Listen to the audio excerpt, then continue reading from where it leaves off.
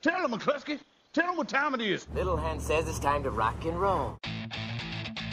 All you people are so scared of me. Come quietly or there will be trouble. Man, that's just me. I'm Batman. This is Sparta! There is a tiger in the bathroom! I'm an excellent driver. If it bleeds, we can kill it. Pop quiz, hotshot. Keep the change, you filthy animal. Today we face the monsters that are at our door and bring the fight to them. Today we are canceling the apocalypse.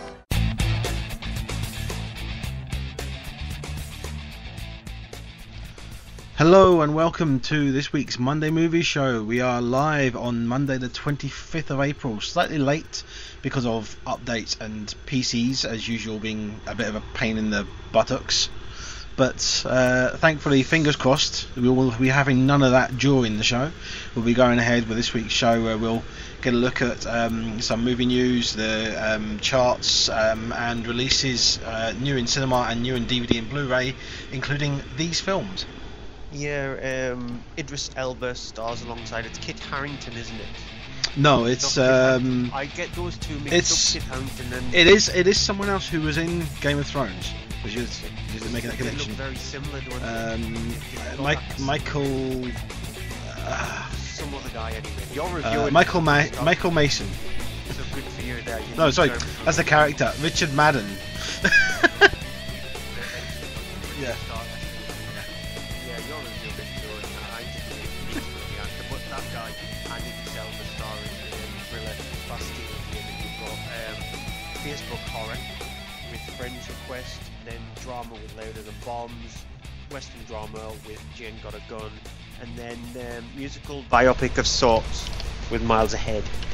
Yep, and then of course home releases. These movies. You turn to a rewind and start again. No. We've got Christmas horror, in April, with Krampus, then Joy, Time Traveller Sisters, and Exposed. Travelling Sisters were exposed. Time Travelling Sisters, yeah. Although Time Traveller is a movie which has gone by about 4 other dozen names at different points. So Joy, who went with time travellers, she met up with some sisters who ended up being exposed. We'll have to start doing that every week. Just like tell a story through the titles that we're doing. I don't know where I was going to fit Krampus in there, considering we started off with Krampus. So Joy could meet up with Krampus while on a time travelling journey, coming across 2 sisters who ended up being exposed to radio waves or something. There you go. Yeah, didn't quite work though. No. Best I could come up with off the top of my brain. If you're listening to us live, you can, as usual, join us in the bottom right hand corner of your screen. You've got a little chat icon thing. Click on that and feel free to give us feedback, comment on the show as we're going, and just generally let us know you're there, and let us know your views on things like the top 10, which will be coming up in just a moment. If you've seen any films out recently, then let us know your views on them, because they might come up in the top 10. But before that, some movie news. Starting off with a bit of sad news, as has been the year really for it. A lot of sad news this year with people passing away. The latest person to have been unfortunately taken from us has been Prince, or if some will know better, the artist formerly known as Prince. He was aged 57 years old. He was passed away at his recording studios last Thursday. He's one of the most prolific artists in the music industry. He had songs used on a variety of films and TV shows and such and things like that. He had a total of 39 albums released during his career. 39. That's insane. And that's 4 of them. Cliff Richard. It's insane. One of the I'll always remember. I've never been a big Prince fan, I have to admit. I have to hold my hand up and say I was not really into his music, but you can't. I mean things like 1999 at the turn of the century when that happened, that was everywhere. And of course, one of the things I remember is on Tim Burton's Batman, because he did a whole soundtrack album for that. And it was he was also never known for being one of these people who ripped off other people. He always kept him sort of like self to himself as well, never embroiled in like really over the top scandals like sexual assault claims or anything like that. So he never actually did that. Yeah, he changed his name a few times, but that's probably the most extreme thing he did. He had a sort of like hand in hand with like David Bowie in a way. He was very androgynous. He didn't care what people thought about his sexual orientation. Very eccentric in that way. Yeah, he had a major feminine side to him. If you look at things like Purple Rain and videos like that, the mannerisms that he had was very female, yet he was a real big ladies man. So it's interesting that they're actually re-releasing Purple Rain in the cinemas. I think it's the end of the year when they're doing that. I think as well, it's probably worth mentioning because the number of his songs that he's had out, and the number of them that he had very visually styled videos, music videos. And just thinking back to, you don't really know a lot of the time who's directed the music videos, but a lot of directors that start out in music videos then go on to feature films. And know things like people like David Fincher started out doing music videos. I don't know who he did any with Prince, but I wouldn't be surprised given how he is such a visual storyteller and a visual director. And it's that kind of a thing, you know, that there's how many directors out there working in film now would have been starting out on things like Prince's songs. I mean, given 39 albums, how many songs he had released over his career from that? Yeah, the worrying thing was that supposedly a few days before the drug overdose is what it's actually boiling down to, but before that he did say Save Your Love For Me in a couple of days time at his last concert that he was involved with, so that was an indication that something was going to happen. So whether or not it's that or if it was just something else he was planning. It has supposedly come out that it was drug related, his death, that he took a drug overdose. So maybe he just said to himself or thought to himself, you know what, that's it for me, and just decided to end it that way. And so he did actually see that. It's an ominous thing to actually see her at a concert when obviously people adored him, and seeing Save Your Love For Me for a few days time. Have you ever watched any of the Kevin Smith, the live, it's not really stand up, but the live, audience with Kevin Smith sort of things that he does? Not much of a fan of Kevin Smith, so I wouldn't actually seek out his live stuff. His live stuff's actually quite interesting because he does do, as much as he's got these stupid anecdotes he's telling stories about, he tells a story about he actually did film a video for Prince. It's one that's never been released because it was a private one he did for him of one of his songs, and a lot of his songs have got more than one video that he got filmed privately for him, and they're in a private vault that he had in his house. So the question is now, is that going to start coming to light? Because apparently he had hundreds of videos and hundreds of documentaries and footage and things that have never seen the light of day. So that kind of a thing I expect we'll start seeing that sort of being released, or some parts of that being leaked out or something. Yeah. Okay, moving on to other general news regarding film and movies. We've heard already that you have the Marvel upcoming films have added things like the new Spider-Man movie to their roster. Robert Downey Jr. is next going to be appearing as Tony Stark Iron Man in next week's Captain America Civil War. Well, next week's this week's, yeah. It's on Friday. The thing is that it's now been confirmed as well. He will also be appearing in Spider-Man: Homecoming.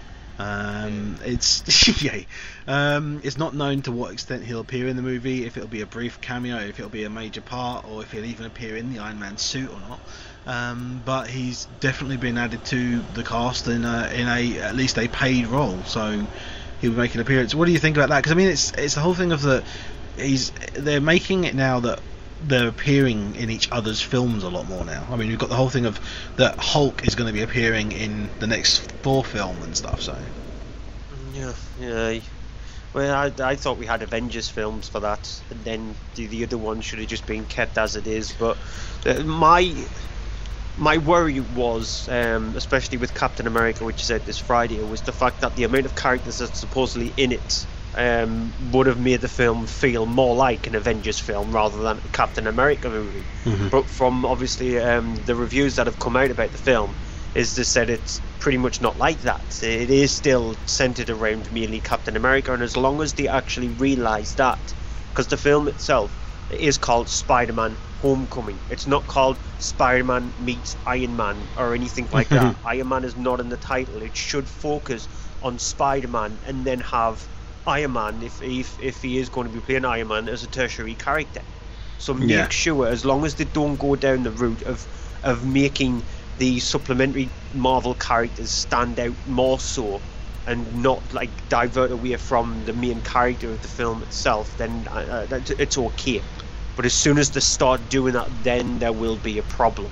I think I agree with that. I mean, I think it's good for them to have them in there though, even if it's just a background appearance on TV or something in it, you know, or they're there, they meet them in a passing meet, you know, or something. I mean, you'd have something like, you know, Peter Parker's there photographing something for the Daily Bugle, and you know, it happens to be a thing that Tony Stark is doing something. Yeah, as long as they don't do what they did in Batman vs Superman, because they have that little vignette like halfway through the film itself, which featured Aquaman and the Flash, and like a thing when she was watching the stuff on CCTV. As long as they don't do that, because that felt like it was just tacked into there. It was very pigeonholed. I mean, that was setting up. They did those things to set up like the next sort of 6 films they're doing, but it was badly implemented in the film. It was really disjointed, that scene. Okay, my final piece of news this evening is that Blade Runner 2 has been moved forward 3 months on Warner Brothers' release schedule. Instead of it being released on January 12th, 2018, it will now be released October 6th, 2017. It's being directed by Ridley Scott, who is returning, of course, from doing his first film around about 30 years after the original film. Yay. It's another one of these sequels or remakes and everything that we don't really care about. Yeah, exactly. It's, to be honest, we don't know what they're going to do with it. So the only thing I do hope is that they don't go all now. We can do loads of effects and it can make it all look modern and everything. I don't want it to look modern. If you're going to do a sequel to Blade Runner, make it look as burnt out and as dark and as you know, a messy world as it is in the original one. Don't try and make it all, you know, we can make it look better. Don't just make it look the same. Keep it that whole kind of tech noir that there was to the first one. The thing that's making me more interested is the fact that it's going to be directed by Denis Villeneuve. Is it Denis Villeneuve? I thought it was Ridley Scott's the director. Ridley Scott's producing the film. Denis Villeneuve is the one who's directing it. Has Ridley Scott then stepped down so he can do the Prometheus sequel, I expect? Well, he did step down anyways. It was when it was originally announced it was supposedly going to be Ridley Scott, but obviously he is working on Alien Covenant. He's going to be a producer on Alien 5. I haven't written it down about Sigourney Weaver in the interview with her regarding Covenant and Alien 5, and she says she has read Blomkamp's script and it's phenomenal, and it is definitely happening, which it will happen. But yeah, it's Villeneuve who's directing it, and I've appreciated pretty much everything that Denis Villeneuve has done. He's got a really good directing eye. Sci-fi, it'll be a different thing for him because he hasn't done a sci-fi film, but still though, he's a really good director. What was the last film he did? I'm trying to think now. Denis Villeneuve, he was the director of Prisoners and then Sicario, yeah. And Enemy before that. Oh, he's not doing the Sicario sequel, is he? Because they've announced that. It's unknown if he's doing the sequel or not. I doubt he will if he's got Blade Runner 2 to do. So it would just be too much of an undertaking to do the sequel to Sicario and Blade Runner 2 in the same year. Spielberg manages to do it, but it's a kind of a little bit of a diminishing returns thing with Spielberg, to be honest. But yeah, Spielberg, I think he pretty much shoots 2 separate films at the same time and just jumps between sets. So he's able to do that, or just gets J.J. Abrams to stand in for him for a few days and just go, you know what, you do that for us for a few days, and then we'll just chop and change. That's the reason why you never see J.J. Abrams and Spielberg in the same room together. Oh, yeah, conspiracy theories. Yeah. Okay, what news have you got? The remake of Stephen King's It has been given a release date of September the 18th, 2017. It's going to be directed by Andres Muschietti, who did Mama alongside Guillermo del Toro. And it's unknown if Will Poulter is still attached to the project. However, Muschietti has says he definitely still wants Poulter to play Pennywise the Clown. I still think it's a bit young for it. Excuse me. I think he should be. I think he's a bit I just think he's not right for it. He's a bit young for the role. They need someone a bit more mature, I think. It's going to be a slightly different take on it, but yeah, colorophobics out there, they're just going to absolutely despise that movie. So obviously they would definitely not watch it, and they definitely wouldn't watch Eli Roth's Clown neither. So yeah. But that's with Paul. What's his name, isn't it? The comedian. No, No. that's a completely different film. Is it? That's a film Okay. called Stitches. Oh, okay. That's about a psychopathic clown, which is an Irish film, that one, with a Geordie comedian. Yeah. In Stitches the Clown. But yeah, no, Clown is an Eli Roth produced horror film which came out start of this year, and it's still not out in America actually. I wonder why. For America. A sequel to comedy Daddy's Home is happening. Will Ferrell and Mark Wahlberg are set to return alongside director Sean Anders. Doesn't need it, but I would rather gladly take that than having seen things like Ride Along 2. Yeah, I've got a review Daddy's Home in a couple of weeks. Yeah, I see things. I really like it. I don't really like it, but I just had fun with it because it's Will Ferrell and Mark Wahlberg. The thing that's key about it is they do have great chemistry. They do have this great kind of buddy chemistry weird thing to them. So actually, it's next week when I review it. Is it next week? It's out on Blu-ray and DVD next week, so I've got to see it by next week's show. I'm in for a treat, aren't I? Dwayne Johnson has confirmed that Pamela Anderson will be making an appearance in the new Baywatch movie. Sorry. News? What? So more fakeness inside that Baywatch film. Yeah. It's going to be more plastic than anything. Dwayne Johnson, you've got Pamela Anderson and David Hasselhoff. I was just thinking there's this thing about there being too much plastic in the sea. Yeah, it's just this is the movie where Jaws actually does swim away and is just completely scared. More Robert Downey Jr. news. He has said that Sherlock Holmes 3 might start shooting at the end of the year. Okay, I have no problem with this. I mean, the second one wasn't as big a film for people. It was slightly different from the first one, but I still enjoyed it, and I really liked the Guy Ritchie take on Sherlock Holmes, and Robert Downey Jr. is fantastic in the role. Jude Law is very good with him as well, but I do love Robert Downey Jr.'s Sherlock Holmes. I think it's a great version. I liked the first one. I thought the second one was a very missed movie. He sounded a lot more like Iron Man in the second film than he did in the first one. I really liked his mannerisms in the first one. He still had that sort of like sarcastic wit to him, but not so much that he didn't feel like Sherlock Holmes. Whereas in the sequel, he felt like he was way too much like Tony Stark than being like Sherlock Holmes. So I think it lost its way a lot. So I wanted to go back to the feel of the first one would be nice.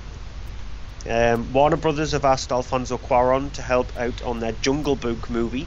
Because remember, Warner Brothers has got a Jungle Book movie. They were supposedly originally going to release it in 2017. Andy Serkis is involved in it. However, they pushed it back because of the success of Disney's Jungle Book. They got a bit scared. They looked at their project and went, yep, we need to make this stronger. So they've asked Alfonso Cuarón to help out. Is Andy Serkis not directing it as well? Yeah, Andy Serkis is like fully involved, and he's not just doing mocap with it. He is directing it, but they've gone and asked for Alfonso Cuarón to help out Andy Serkis with the film.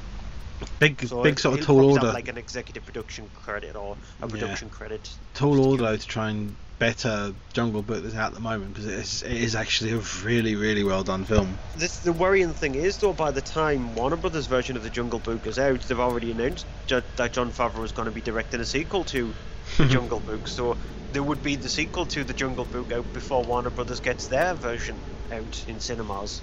But they've got Alfonso Cuarón, so he might darken it up. It's going to be Jungle Book in space. They'll darken it up a bit like he did with Harry Potter and the Prisoner of Azkaban. Yeah, but saying that, Jon Favreau's version is already quite dark. I think Cuarón will make it even more darker. It'll make it very warped. It'll be almost not quite Guillermo del Toro's version. Oh, I would love Guillermo del Toro to do one. I would love Cuarón and del Toro to work together. That would I think that would be too much. No, my head would just explode. Exactly, yeah. Emilia Clarke has said she will not return as Sarah Connor in any future Terminator film. She will if she's under contract, because I think they were under contract for 3 films. Is she? No, she's not. I'd be surprised, because that's what they normally do sort of with things now.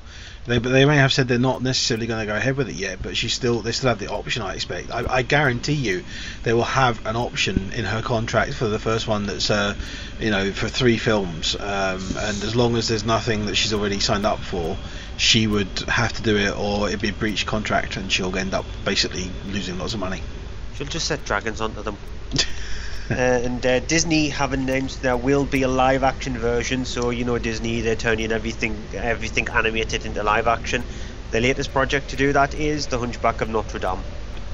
It's going to be titled Quasimodo, and it's probably going to get Daniel Radcliffe to play the Hunchback. Is that you saying that, or is it the actual thing? That's me saying that. Yeah. Just because he played Igor and Victor Frankenstein, and then he got the pus zapped out of his back. That's what they said it was. It was a pus sort of like sack on the back, and rather than the exact kind of thing that was Igor in the Frankenstein myth, where it was because he was arched over and how badly he was treated. In this case, it was just he needed a doctor. Yeah, let's move on though. Box office top 10. Yep, and so at number 10 is Kung Fu Panda 3. Yeah, which I really enjoyed. It is more of the same, but I love more of the same, and it's got the wit, it's got the great animation, and it's got the fun of the Kung Fu Panda films. Yeah, can I just mention the fact that Secret Cinema happened, and it was 28 days later, and it managed to take 160,000 from just one showing of the Secret Cinema. I would have loved to have been a part of that one, considering what Secret Cinema is supposed to be about. I wonder if it'll be going on longer, that it manages to go up the chart, because I mean they did that with that. Was it Empire Strikes Back? This was just a one-off. This one, yeah. The 28 days later one. But yeah, I would have loved to have been a part of that. The tickets still are so expensive. They're rumored to be about £80 a ticket. Yeah, it's too much. Yeah, at number 9 is a new entry for Criminal, which I didn't think was that bad. I mean, it's got some terrible hang-ups, but it's got some really bad dialogue. It's got some really cheesy, corny performances in there from the likes of people like Gary Oldman. It has no real action to it. It's got so much potential, and the problem is with it, it just completely flops on everything that it could have done. It could have been so much better. It's surprising that it has a cast that it does, and yet ends up just being very meh as it does. Yeah, but it still managed to get in the top 10. Yeah, but I mean, given how many screenings it was showing in, it's not done well at all, because it was actually given quite a big, strong, wide release. Still though, we've seen sort of like supposed movies where we thought would have gone into the top 10, considering the names behind them and stuff like that, and they've never managed to get into the top 10 yet.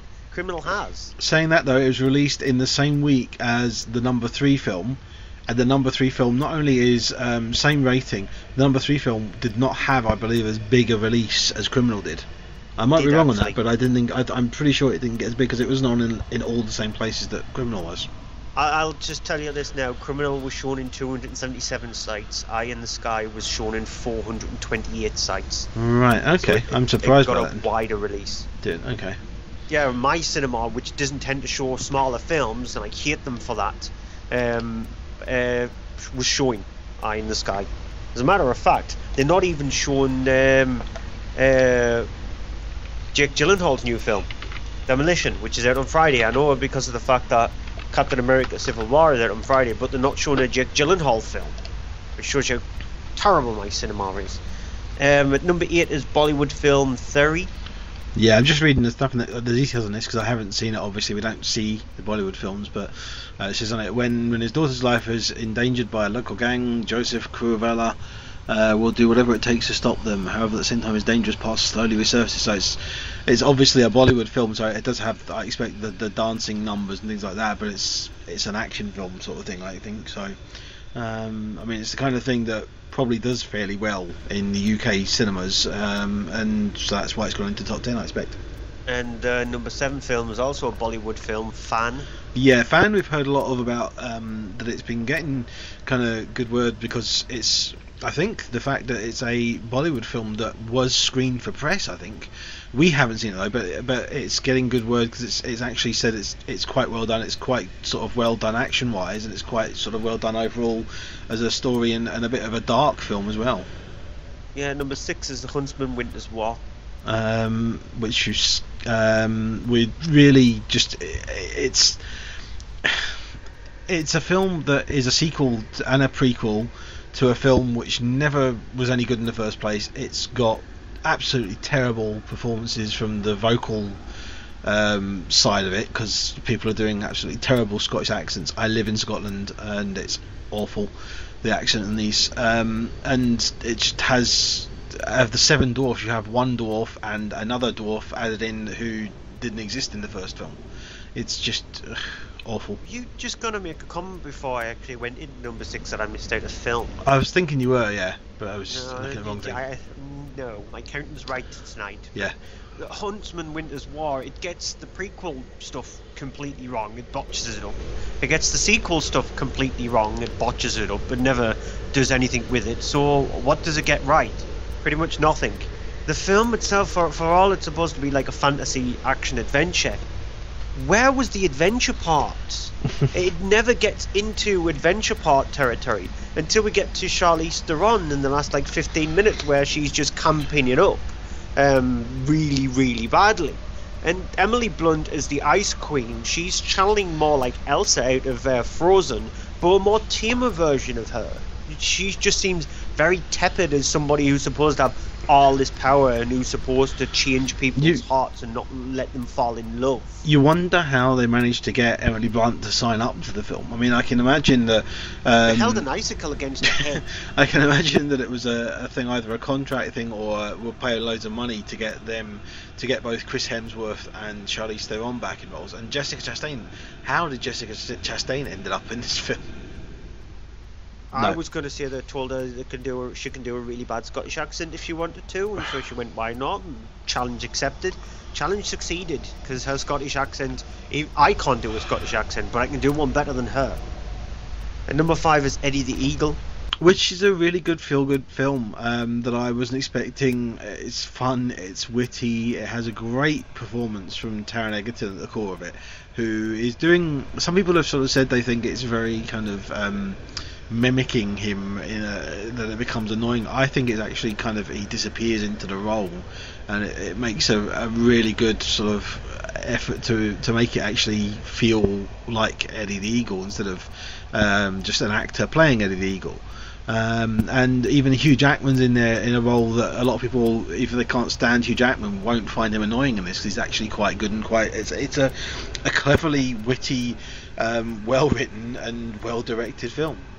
With a scene that involves Bo Derek, which is quite questionable for a PG. Yeah, well, it doesn't include Bo Derek. It references, but it's still slightly quite questionable for a PG, but it did make the adults in the audience laugh. The kids were bewildered when I went to see the film at that scene there. They were wondering what the heck was going on, or thinking to themselves, I've heard Mummy and Daddy make those noises. Oh, please, but the parents were sort of like giggling, yet you could tell like some of them who were sitting next to the kids were slightly uncomfortable, just that little bit uncomfortable there.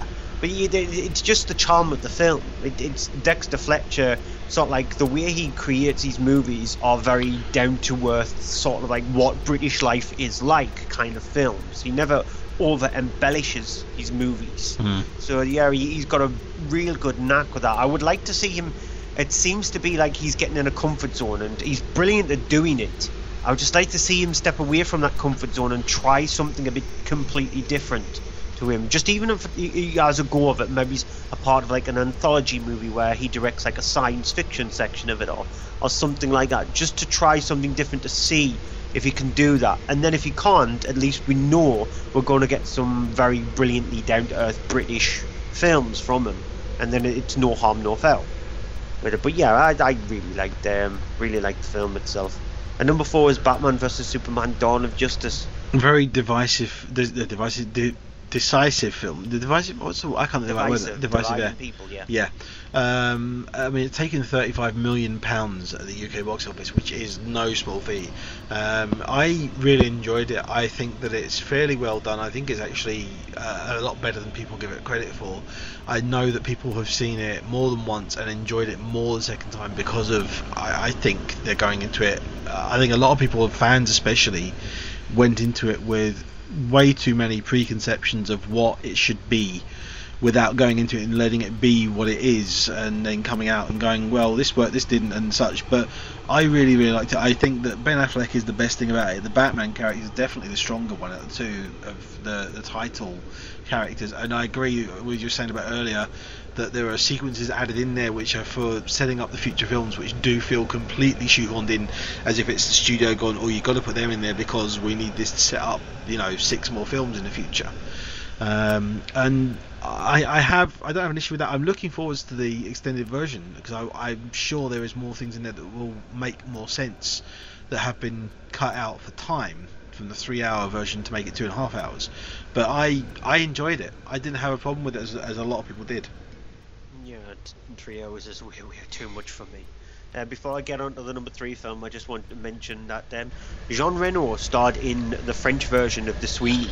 Yeah. It was released last Friday, called The Sweeney Paris. It opened in 6 sites and made £60. So it pretty much sold 1 ticket per site. Which is or ridiculous. 6 tickets in one site and nothing in the others. Yeah, so yeah. At number 3 is a new entry for Eye in the Sky, which I really enjoyed. I thought it was a brilliant film. It's a good drama which centres around the whole thing of the modern warfare there is of drone remote controls and drone attacks, and it's basically a film that sets up the whole thing of the moral quandary of what happens around these drone strikes, drone attacks, and the whole question of what's an acceptable loss, collateral damage in war. And it's a clever film because the thing is, it first of all has a majority of the film has no action. It's all about the drama and the tension that's happening, and yet it manages to be visually entertaining and extremely well shot in that regards, in 4 different situations ongoing at the same time, where it's just people sitting talking and over the phone, over Skype between each other. And it has this great thing of it's not a film that says either way it should be or shouldn't be in regards to the whole situation and war. It's a film that makes the arguments for both sides and leaves it up to you to basically come out of it going, well, talking amongst yourselves, thinking this, talking about this, and it's a really cleverly well done and executed film. Again, tangent time before we go into the number 2 spot. News just broke there that Goosebumps, there's a sequel going to happen to it. It's officially been announced. Sony has greenlit the sequel. They were talking it. They've been mulling it over for the last couple of weeks, haven't they? So. Yeah. So it's unknown if Jack Black is going to be involved in it, but they need to get him back as R.L. Stein. I can imagine they were doing that. He'll be getting a good paycheck for it. Yeah. At number 2 is Zootropolis. Brilliant animation because of the fact of that it's got the whole concept of the imagination and the ingenuity of the world that it's showing, and I think it's brilliant, witty, it's funny, it's a laugh, and it's a film that is both appealing to both adults and kids. And at number 1, nobody could predict how well it's actually done, but phenomenally taken just under £10 million. There's a new entry for The Jungle Book.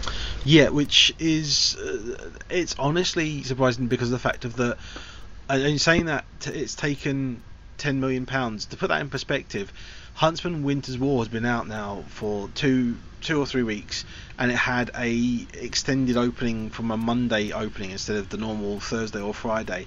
It's now taken just under £4.5 million. So The Jungle Book has taken over twice as much as that has in a single weekend. Yeah, and in the US as well, Huntsman Winter's War opened at number 2 with 20 million. Jungle Book, second week, 60 million. Yeah, and the second week. The thing that's really well done about it is that Jon Favreau has done a film here which is, it does incorporate a lot of the whole things of the book and of the original Disney film, but it's neither doing it as a rip-off kind of way. It does it in a great homage way, but it does its own thing. It has great sort of character design and animation on all the animals. You have the Baloo the bear, Shere Khan, the panther. You have the snake in I don't know, the one voiced by Scarlett Johansson. Yeah, by Scarlett Johansson, and you have at the centre of it the most important thing. I don't have his name here, but the boy that plays Mowgli, the only live action element of the whole film, because everything else, maybe a couple of the wolves, I think, maybe played with real wolves, but then have just been kind of CG'd over in bits. But the whole thing centered around this performance of a boy who is 8 or 9, 10 years old, and he is absolutely brilliant in it. Jon Favreau either is very skilled at what he's done, or he's just got very, very extremely lucky. But if you haven't seen The Jungle Book, and given the fact that it is a PG film, it's a very close to 12 film in some parts, because it has got a very dark sort of visual style, and almost kind of some tension bits, especially with the whole thing of the tiger sort of attacking. But it's a film that genuinely, I did not see it coming as being this big and being a film that I would love this much. Yeah, Idris Elba as Shere Khan. Yeah. He got his mannerisms and voice down to a T. It's just how instantly he goes from just sort of like prowling to anger, just switching on. Neil Sethi is the kid who plays Mowgli. Brilliant. Bill Murray, who does Baloo, it's just, he's having a lot of fun. You can tell that he's having a lot of fun, and it's about time, because Bill Murray seemed to be really uncomfortable in the movies that he's released over the last few years, and so he seems to just be having a lot of fun. The two voices for me which I melted with, the Scarlett Johansson, she could read the phone book for me, and I would just instantly listen.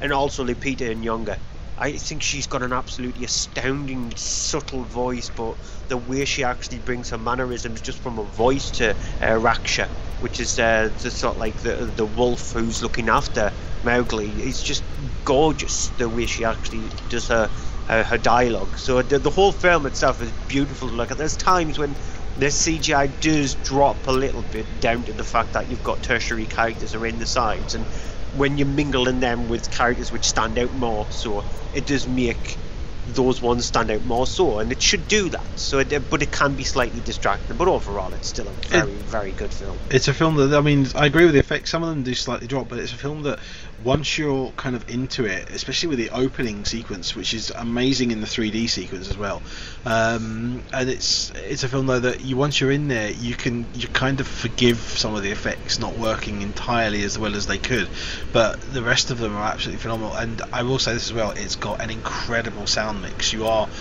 missing out by waiting for a DVD or Blu-ray version. You need to see it in a really good sound system. Yeah, but please, in future, don't let Christopher Walken sing. Because it's fine with Bill Murray, because he's got a sort of like jazz kind of tone to his voice. Yet Christopher Walken, the way he talks, you don't want somebody like that, the way he talks, to sing. And considering that you've got such an important character in King Louie and the song that he does sing, yeah, it's just, I was waiting for Scarlett Johansson to sing the "Trust in Me" kind of song, but she never does that. But yeah, please never let Christopher Walken sing. And stay through the first half of the end credits until it goes to the actual proper normal credits, because there's a great animation there as well. Yes, very storybook-esque. Yep. Okay, that's it for the box office then. Let's go on to this week's new releases, starting off with Bastille Day, which is directed by James Watkins. It is written by Andrew Baldwin, and it is, well, I'm going to just come out and say it. It is the kind of film that you get with being set in France and having that kind of a produced by Luc Besson feel to it. Okay, and what I mean by that, I mean the kind of thing that's like a kind of B-movie generic action thing. There's a plot which involves a terrorist threat or something like that happening, or a kind of a action thing happening, and then it's the whole thing of the calamity ensues in order to try and fix it. In this case, you have the movie we're introduced to early on is a American living in France who is a skilled pickpocket, played by Richard Madden. He is involved in a sort of a scheme where he's been going around picking people's pockets. At one point, he sees this woman sitting on a set of stairs with a bag. She's distressed. He sees her actually take her wig off and put it in the bag, which gets his sort of attention. and he then goes over and actually steals the bag from her. Goes through it, rummages through it, ends up sort of finding nothing much of consequence, puts it down next to a rubbish bin, walks away, and then the bag explodes. Because of this, he then sort of ends up going on the run, realizing that this potentially makes him a target as a suspect, and at one point is then captured by Idris Elba, who plays Sean Breyer, who is a CIA agent who's in the country and ends up basically taking on the case of trying to figure out what's going on, and ultimately winning him over to try and help him find who the bombers are and what their next target is. Here's a clip. Walk up to me and steal my wallet.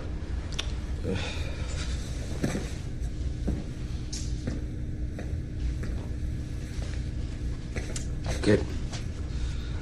I mean, it's ridiculous. I wouldn't have a guy come up to me in the street and ask me to steal his wallet. It doesn't work like that. Just do it. Okay. Well, I'd walk up to the guy, avoid eye contact, step to the side, look him in the eye, and then I'd be gone. Still there. But the money's gone. See, I took the wallet the first time, then put it back the second, only without the money. It's all about the distraction. You were too busy watching me to see what I was doing. Give me that. So you have this whole thing of that typical, as I say, produced by Luc Besson film. It's not produced by Luc Besson, but you could put that stamp on it, and that's perfectly fine to do to a film. Only this is slightly better than you would expect by putting that stamp on it. It does have some nicely choreographed sequences. It has some nice fight sequences with Idris Elba taking sort of the lead action sort of hero kind of thing. There's a nice chase across a roof sequence. There's a really nicely done shot of a sequence of basically him and some guys that are in the back of a transit van as he's driving along, and he's fighting with them in this van, and in a closed space. It's not only shot well, it's choreographed well, and it's quite enjoyable. It has this weird, ridiculous plot that's, you know, building up things as you're going through it, and then there's twists and turns which you can see a mile coming. The buddy sort of chemistry between Idris Elba and Richard Madden is there at times and is not there at times. Other times it kind of works in when it needs to, but it could have been a bit better. You have Charlotte Le Bon, who turns up as one of the people that's involved with the whole terror situation, and ends up sort of being thrown in some parts where you kind of think, you wonder sort of what she's doing there. But other than that, it's you know, ticks the boxes. It does what it says. It has that kind of B-movie, dumbed down action popcorn film thing going for it, that it's actually better than you would expect in that regard. So I enjoyed it. I didn't love it. I wouldn't necessarily say, oh yeah, go and see it, you'll love it. But if you like that kind of B-grade thriller that's you know, small, not small budget, but you know, the little kind of indie kind of feel to it, then there'll be something here that I think you'd enjoy. Put it alongside the film, because it looks very, if you watch the trailer, it's got a very sort of like tonal kind of feel to like the Sweeney, you know, when they released the thing for the Sweeney, and the movie version of Spooks as well. It sort of like goes alongside that kind of feel. Is it head and shoulders above those ones? I keep going back to this, and I hate doing this, but it's a quick way to say it. It is kind of like a Luc Besson version of those.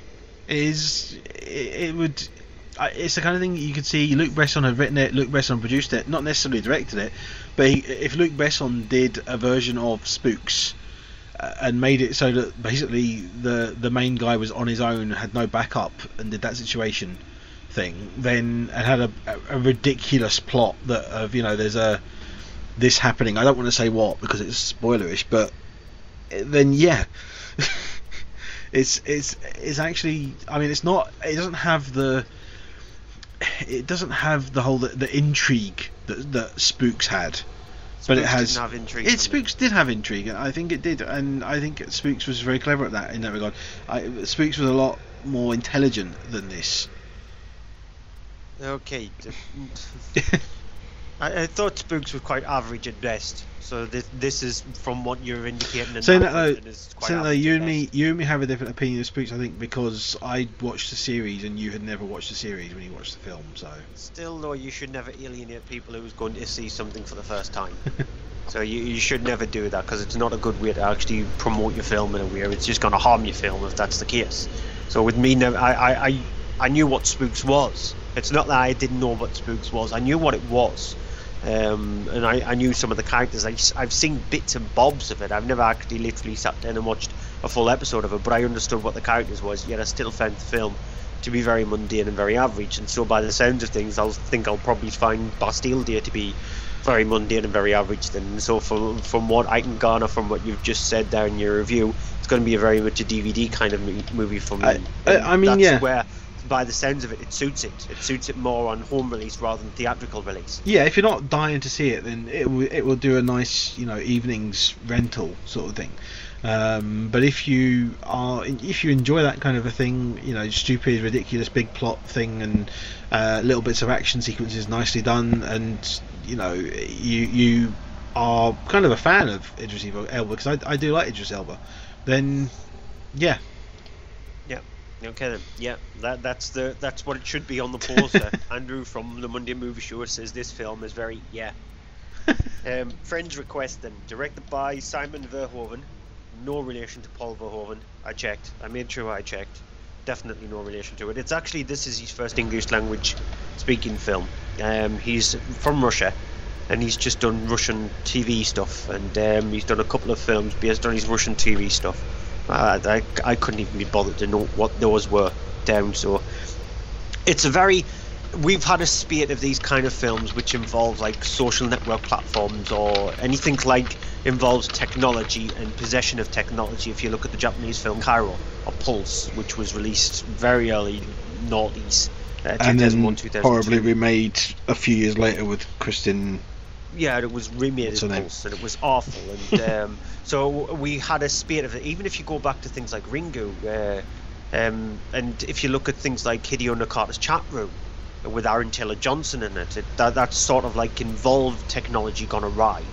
And then last year we had Unfriended, or Cyberbully it was originally known as, and that was all involving a group of friends around a Skype conversation and things badly going wrong there. Well, in this case, the social platform of choice in Friends Request is revolving around Facebook. And for the first third of the film, it explores what it's like to be alone and pretty much be shunned on social network, how much people rely on social network to sort of like inflate their ego in a way. And it centers around the character of Laura, who's played by Alicia Debnam Carvey, and she's got a group of friends. She's supposedly a nice person at school. She gets on with pretty much everybody. She's not somebody who shuns people out there. And if you check on her Facebook status, she's on there constantly, as all of her friends as well. But she's constantly on Facebook. She's got nearly 1,000 friends on Facebook, but there seem to be friends who she genuinely is friends with. Now, one person she noticed has no friends whatsoever, none. She thinks it's a bit lonely that this person has no friends, so she friends this person.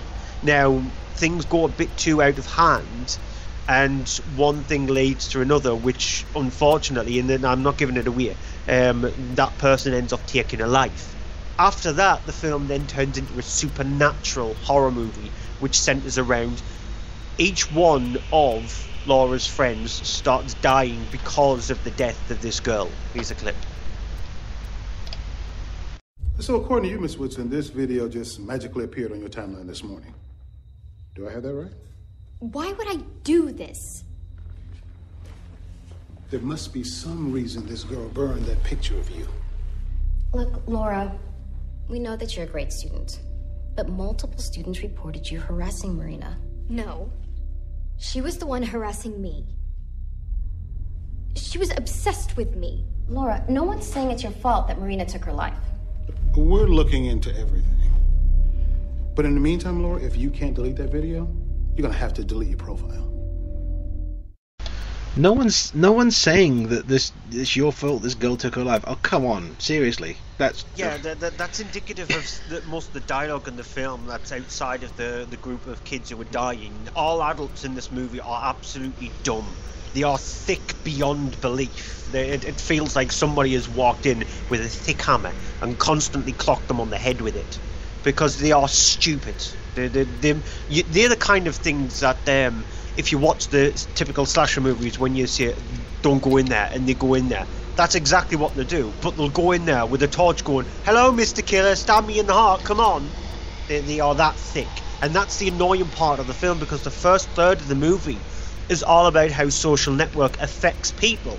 And it's an interesting thing to study, because everybody is embroiled in social network. You wouldn't be listening to this show if you weren't embroiled in things like Facebook and Twitter, and even just in the live chat in the bottom right hand corner of the screen. That's got a social network kind of feel to it. So everybody has got some kind of connection with technology these days, and exploring that and how it can change people, or how you can see what people are truly like, is an interesting stance to take.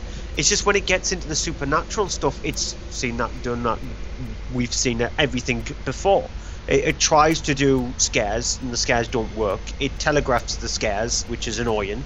Me and you both feel exactly the same on that front. When you know when the sound goes quiet. Yeah, the bass comes flying on or something. Yeah, and so it does that as well, and it just loses what it created in the first third of the film. It just loses its interest, and so it feels like after about 30 minutes you should just walk out the cinema, because what you're going to get for the last hour of the film is just tediousness, which is annoying, considering that you could see the idea that the director had was a good one, when in fact the rest of the film just turned out to be horrible. And just, I know I keep harking on with this, but the police, a 3-year-old could actually tackle crime better than what the police can do in this movie. Please delete your Facebook. Please delete your Facebook. She's constantly telling you she can't delete her Facebook. You see it multiple times in the film where she's trying to delete her profile, delete Facebook. It's not letting her do that. Why can't you get it through your thick skull that she's unable to do it? Even her friends, when they attempt to do it, they fall into the same trap as the police when they say, please delete your Facebook, and then they go on their Facebook and try and delete it, and they can't delete theirs. So that gives you an indication that nobody can, because something bad is happening, you dumb people. So yeah, it's just, it really does rile on you a little bit. It's just a pity. So instead go and watch Unfriended again then. Unfriended is a much more better film, because it fully explores what Skype does. Yeah, there is a tiny supernatural element to Unfriended, but it's just never fully goes out there with the supernatural stuff. It's still all about these friends and the manipulation between friends on a social network kind of thing. Even though they're best friends, it's still the tiniest little thing can change something about somebody.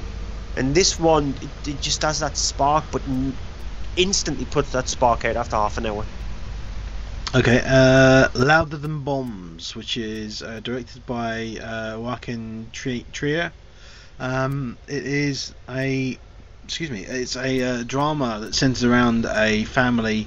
You have the father of the family, played by Gabriel Byrne. You have his two sons, played by Jesse Eisenberg and Devin Druid.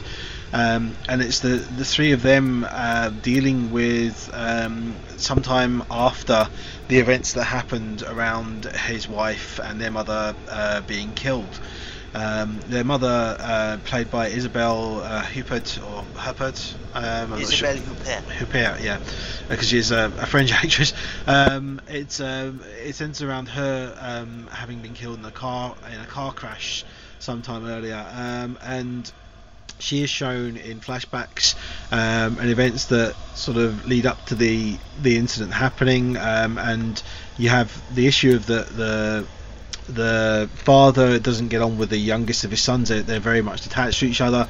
His oldest son, who is now just had his own child born, is now back to try and clear out his mother's studio. She was a war photographer, and it's all about the whole thing of one of her colleagues is writing a obituary piece of her in the paper, which is potentially going to reveal that her accident that she died in may have actually been sort of self-inflicted. Here's a clip.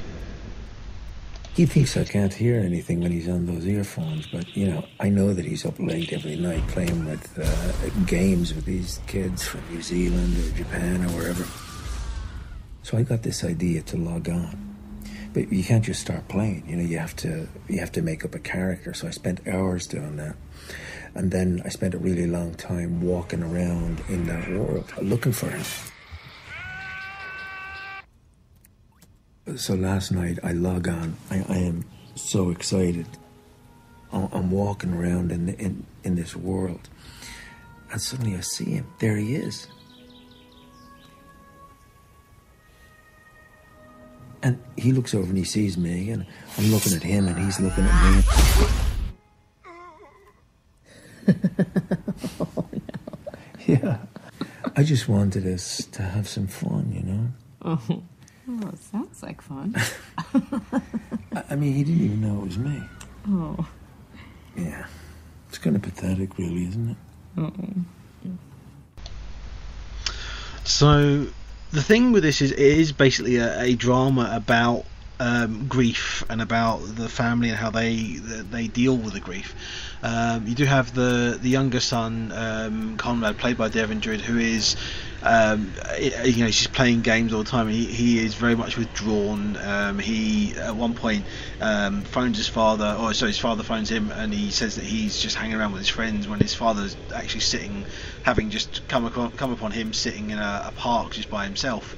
And it's the whole thing of their relationship struggles, but the way it's done is that it's done in, the storytelling is broken up into almost like chapters, but there's sequences that feature, some are flashbacks which are from before the mother's death, some are flashbacks to after the mother's death, some of them are now happening this time after her death, and it's a really cleverly done storytelling thing, because it could be so distracting and so all over the place with the way the storytelling is told, but it's not. It's very casually done. It's very simply done in the way that it jumps between the different points in time, and it kind of brings me to mention the other film I'm covering in the cinema section, Miles Ahead, because Miles Ahead has a similar way that it tells the story of things happening in different time, and in this you have the story is really cleverly done, because you do have great performances in there as well. You have the performances of Gabriel Byrne is fantastic. Devin Druid is really, really good. The one who surprised me most is Jesse Eisenberg. I did not really expect as good a performance from him in this. And Isabelle Huppert is really, really good in her scenes. She doesn't have a lot of scenes for the majority of the film. She only has bits, obviously, when there's jumps back to things. But there are some scenes with her that are really quite powerful. It's all about grief, and she as a war photographer is also experiencing grief in a different way too, and it's really well done with that. I really enjoyed this. I thought it was brilliantly performance. I was not expecting it to be as profoundly entertaining, and yet also a film that was quite sort of honest about the whole situation of grieving for someone, and I was really taken aback by this. I did not expect it to be this good. Good. And now, just to break tact a little bit, do you want to actually go on to Miles Ahead, because it seems to have the same kind of plotting feel to it? It does. The thing, well, because I mean, you were going to be going to yours next, but I'll go on to Miles Ahead. Jane's got a gun straight after Miles Ahead, because you might as well just lead into it if it's got that kind of feel to it. So yeah, because the thing is with Miles Ahead, Miles Ahead is a biopic of Miles Davis, the jazz musician. I mean, there's a whole thing of Don Cheadle is directing. He had a hand in writing, and he plays Miles Davis as well. And the thing with this film is that it isn't the typical biopic, and Don Cheadle has said in interviews he didn't want it to be a typical biopic. It is a very different, odd approach to the whole thing, because of the fact it does start off in the I think it's the 60s. It starts off and it's him at the point where he is retired from doing music, and he takes at one point he did take this 5-year break, and it's during that time that a reporter from Rolling Stone turns up at his door, pesters him a little bit, played by Ewan McGregor, who basically is there, it says, to write his comeback story, and the two of them don't get off well. Eventually, to a certain point, then the two of them he ends up helping Miles along with something, and ends up in a way sort of worming his way into Miles' house and into Miles' basement, where he does mess around with music. He does his music. He has a piano there that he's playing with things as well. He has equipment and things there that he's there as well doing drugs and stuff, and he ends up doing drugs with him.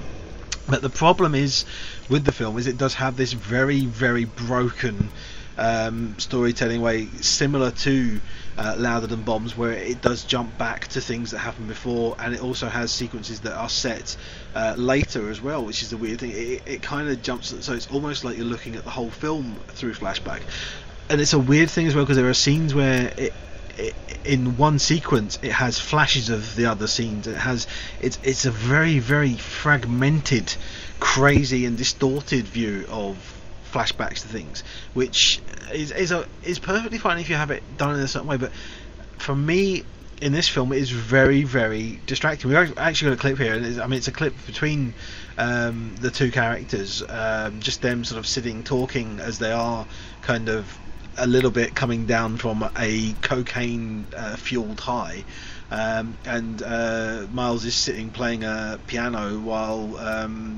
Dave, the interviewer, is just talking with him about things, and they're talking about sort of the mood of music. So, studied piano too, huh? Nah, just woke up black, knew how to play. You're black? Is it cool? Go ahead. Francis loves Chopin. Yeah, she looks like a classic chick. It's all we ever play at the house, classical music. Chopin, Stravinsky. We throw on some Ravel. I studied all them cats, man. Broke down their compositions. These revolutionaries, innovators, pushing back at that standard classical bag. Chopin, it's all about improvisation. Bird and Dez was doing that on stage every night, on the fly. Didn't write it down. Just came out of them. I wanted to quit every night. Old people, they come up to me and they say, why don't you play like you used to? I say, tell me how I used to.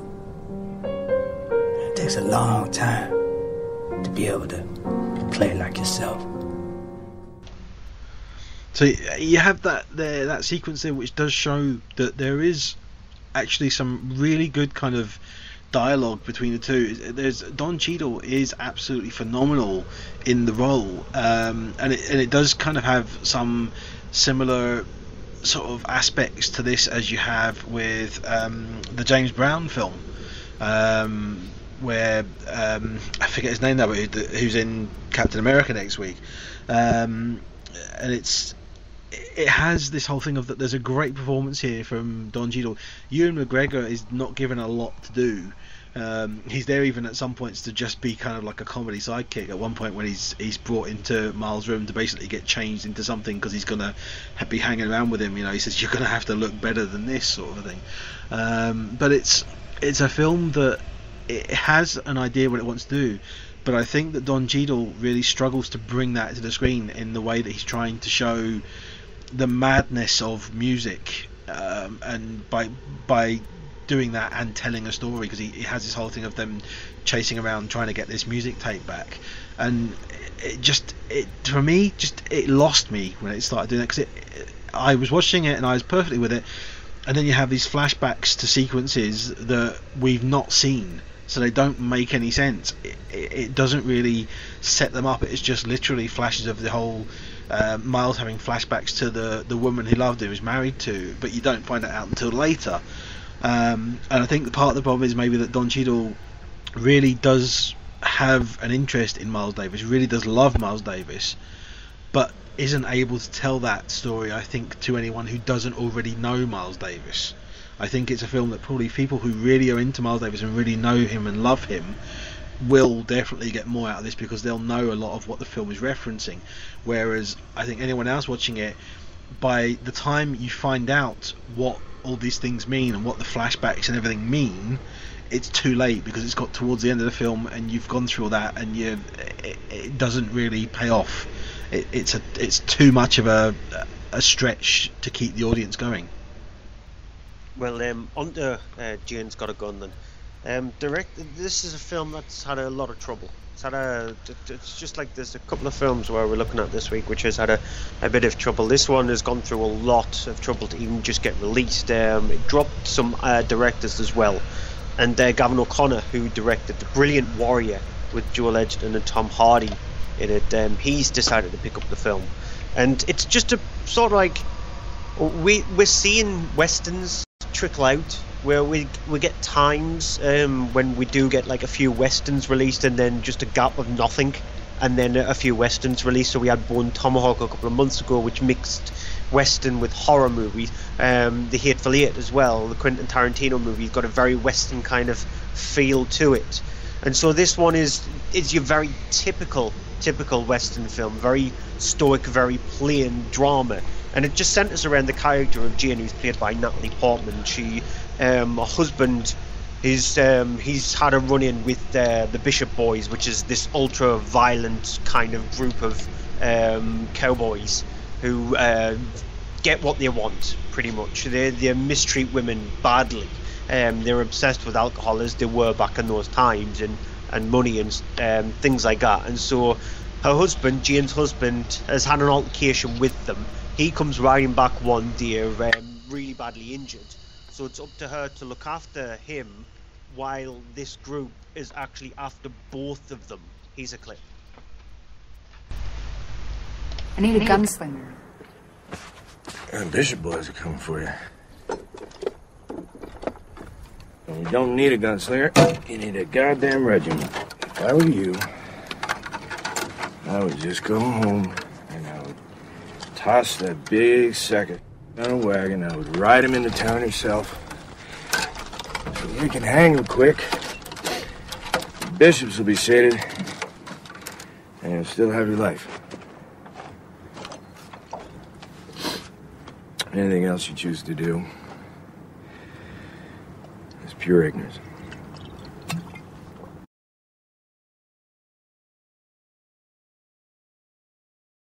Is like willing to help out Jane, and because he has some kind of ties with Jane, and it's discovered throughout the film what exactly those ties are. And for pretty much 80 minutes of the movie, because it's only on for just over an hour and a half, but for pretty much 80 minutes of the movie, very little happens. It seems to be very mundane, straightforward, boring dialogue between the characters, and that's pretty much it. Ewan McGregor, he is the leader of the Bishop Boys, and he crops up every now and again with looking like he was an extra in Wild Wild West. A forgotten extra in Wild Wild West. He's just left there in the middle of nowhere, and then decides to surface for this film. And so he crops up throughout the film, and just pointless, completely miscast, and just the character is just very... It just doesn't feel like he belongs to that film. He feels like he belongs to a completely different movie. And just nothing happens. Absolutely nothing happens. And that can't be about... You can have a film where very little happens, but you can have where characters are fully explored. And in this one, nothing is explored. You might as well have just looked at a piece of paper, blank piece of paper, because you would have found more enjoyment for that. It's only after one of probably the best scene of the film, which involves explosives and lots of fire and gunshots, where the film comes alive a little bit. But then, after that, it just decides to throw it away as well. So it's just a movie that's messy and boring. Messy in the last 20 minutes, and boring for the first 80 minutes. And so you just question it, what was the point of the film? And you could tell the amount of trouble and turmoil that the movie went through. Acting wise, if you look at Natalie Portman and Joel Edgerton, they're okay, but that's the best you can see about the film. The acting is okay. And you should never think that a film is just okay, especially just the acting, when the rest of the film itself is just a bit meh. I think the big problem with it as well, because I've seen it now, and I have to say I agree largely, but I think the big problem with it is that it has these flashback sequences again, talking about flashbacks, and it has this sequence where it cuts away to something happening and you see that happening, and for me, I didn't need those. It would have been much more interesting to have the characters there, because the characters have pasts between them. And it would have been much more interesting to have it just play off the whole thing of they have pasts. Okay, it's not explained what it is. We just know that person doesn't like that person has issues with that person. And the tension would have been there a lot better and a lot played out more, I think, if that hadn't been shown. Because those just broke it up too much. If the tension had been there, the whole thing of them setting up, being ready for this battle that's coming, and then the whole thing of the battle itself, which the battle unfortunately is very much apart from there's a sequence you're saying about the explosions, apart from that there's very much little that happens action wise in it, and it feels as if you feel a bit kind of cheated because of that. You want more from it, and I would have loved to have just seen that. Even there's a scene that's supposedly meant to shock you, and it does explore a little bit of a brothel, and there's a gunshot shoot in the speakeasy, more so, because that's what they are. Then they weren't called brothels, they were speakeasies back then. But even that, it just feels like it wanted to put that in there just to add a tiny little bit of spice to the film. Yeah, and I would have just had more footage of them being there. I would have had more interaction between the characters, not in the flashback sequences, but I would have had that interaction in the present day sequence, and just had the whole film be set in the one time. You could have had the interactions between Joel Edgerton's character and Ewan McGregor's character, and it would have been in the present setting, not in the flashback setting, and it would have been for a much more tension filled and a much more sort of consistently tense film than what it is. Yeah. The cutting back to different times just completely is what, for me, just pulled it apart. Yep. Okay, so that's it for this half of the show. We're going to take a quick break, after which we'll be back with this week's DVD and Blu-ray section. There was a real sense of you were doing something wrong, but that did give it that feeling of excitement. When the reveal of the film happens, that's when it just becomes absurd. And the atmosphere and just the sense you get whenever you go into it is undeniable. It did absolutely zero for me, which could be for the hype. What we've just discussed there is just scratching the surface on it. Hi, I'm Eric England, the director of Contracted, and you're listening to From Page to Screen, the horror show. Hello and welcome back to this week's Monday Movie Show. We're into the Blu-ray and DVD section where we're looking at these films. We have kind of weird Christmas comedy horror with Krampus. We have a drama with some comedy bits from David Ayer? No, David... I get them mixed up. Joy. Russell. David O. Russell, yes. Joy. We have a movie called Time Traveller with Josh Hartnett. Sisters with Tina Fey, and then we have Keanu Reeves in Exposed. And on top of that, we have our TV movie of the week and our overall movie of the week, but it's Blu-ray and DVD top 10 time first. Yeah, starting at number 10 with Jurassic World. Yeah, we're pretty much going to be steamrolling through the entirety of this week's top 10 until we get to the number one film, because it's inevitable what the number one film is. But Jurassic World sequel coming out, directed by Juan Antonio Bayona, like we mentioned on the news last week. Yeah, can't wait for the sequel. The first one, it's fine. I would like to just mention actually The Survivalist, which was the other film released last week, went in the chart at 21. Oof. Yeah, didn't do brilliantly. It shows you what the kind of weeks have been like. The last 3 weeks, I would see it, for releases has been quite lacking. At number 9 is The Martian. Again, we've said absolutely everything we can about The Martian. If you can try and see the VR thing about The Martian, try to do that. It adds the last little extra depth towards the film. The film's very good. It is a great film. I loved it anyway. I didn't love Hotel Transylvania 2, which is number 8. We mentioned last week a third one's in the works from Sony Animation Studios, out the end of next year, early 2018. yay. Game of Thrones 5th season at number 7. Of course, the 6th one just kicked off, yep, hasn't it? Yep. But we don't really go through TV shows. So Spectre at number 6. Boredom. Okay, just boredom. Mhm. Nothing else. No. No. Okay. Number 5 is Bridge of Spies. Yeah, it's a really good film. It has a few little moments in the film where it lacks a little bit, but when you've got Mark Rylance and Tom Hanks in really good acting form, and then you've got Steven Spielberg in really good directing form, you obviously know you're going to get a very good film from that trio of talent. Lady in the Van is at number 4. Hanging around at number 4, isn't it? It's hanging around Same in the place top 5. last week, yeah. For quite a few weeks. We need a week where we get like 6 or 7 big-ish films just to give the chart a shake up, because it's just becoming very mundane to read out the same films every single week. Lady in the Van is fine. Yeah. Number 3 is The Good Dinosaur. Good animation, lacking in story. Yeah, number 2 is Hunger Games Mockingjay Part 2. Bit of a damn squib when it comes to an ending of a series. Make sure it's probably best to watch part 1 and part 2 straight after each other, one after each other. I know that sounds a bit obvious, but it actually works better if you do it that way. The fact that if you watched it in cinemas you had to wait a year just made the fact that the second part was more of a damn squib and more of a bore. And so of course that means that last week's big DVD release, Star Wars The Force Awakens, at number 1. Highest selling DVD of the year, but again that comes as no surprise. Bigger than Spectre actually, which is surprising on that front. But yeah, it's really good. It has some problems with the film itself, but I've seen it twice. I never even actually intended to see the film twice, and it felt exactly the same as I did when I first saw it in the cinema as I did seeing it in home release. So at least that's a good thing.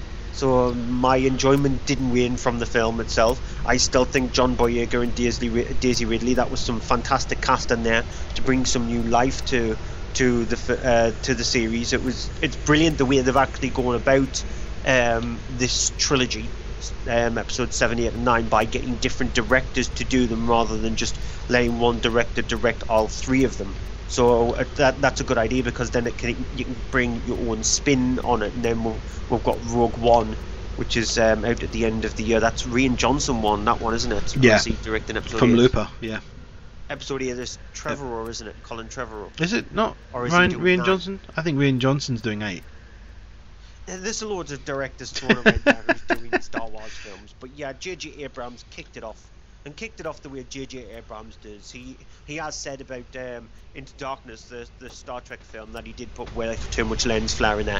Not a distraction, at least in this one. There is a bit of lens flare, but you can forgive him for that. I mean, he said that he's been disappointed. He wishes he had done episode 8. But I think it's a good move that he didn't, because Into Darkness kind of showed the whole thing. I think the problem is with J.J. Abrams that he does something and then he gets very bored very quickly of it.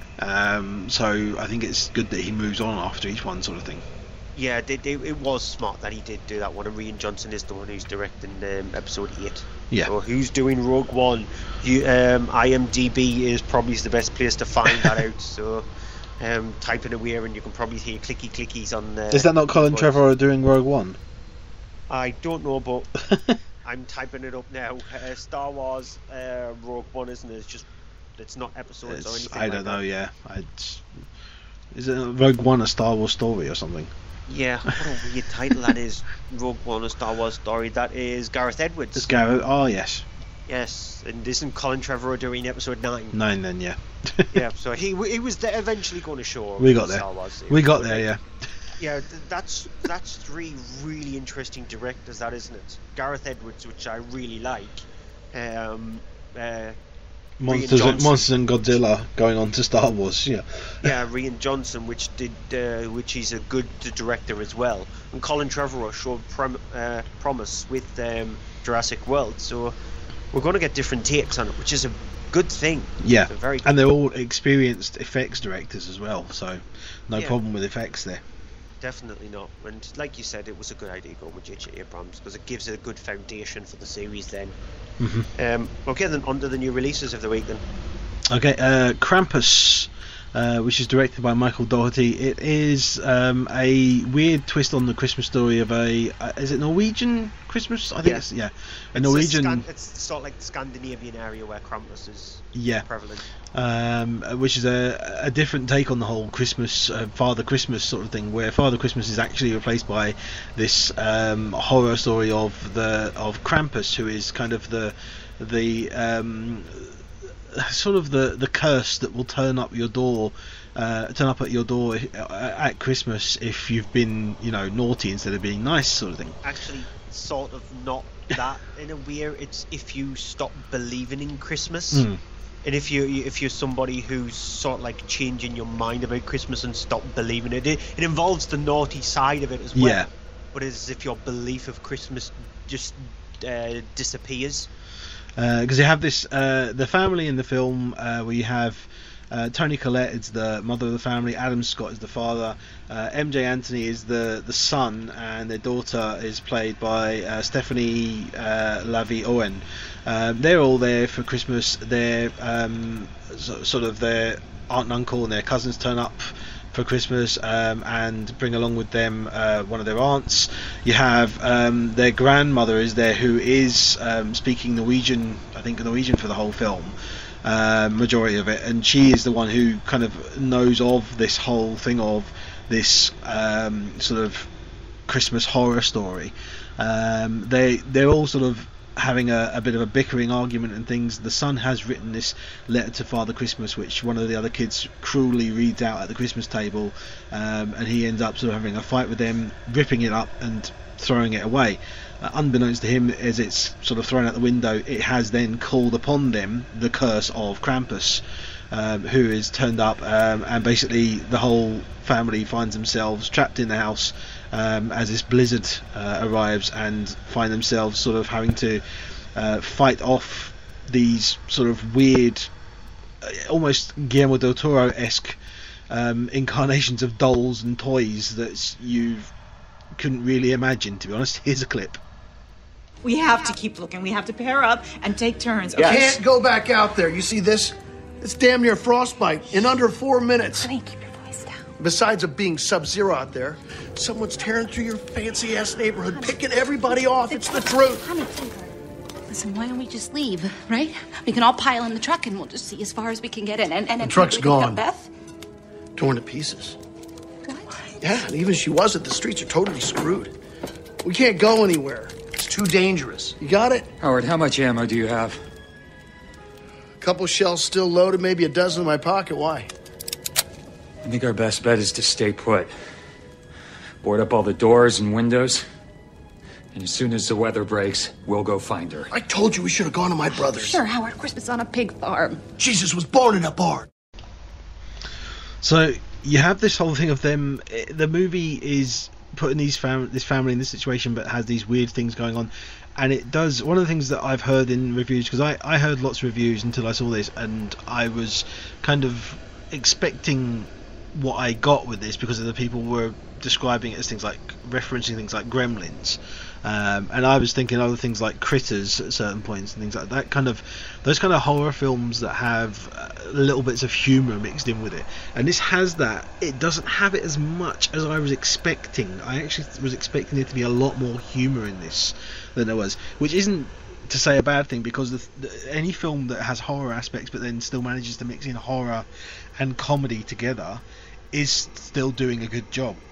And this does manage to mix comedy in there well. It just, for my liking, I would have liked there to be a little bit more.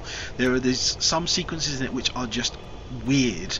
We have a sequence with these little cookie characters, little gingerbread men things that are just weird and brilliantly weird, and almost honestly at one point I thought, has somebody like slipped LSD into my drink or something when I was sitting watching it.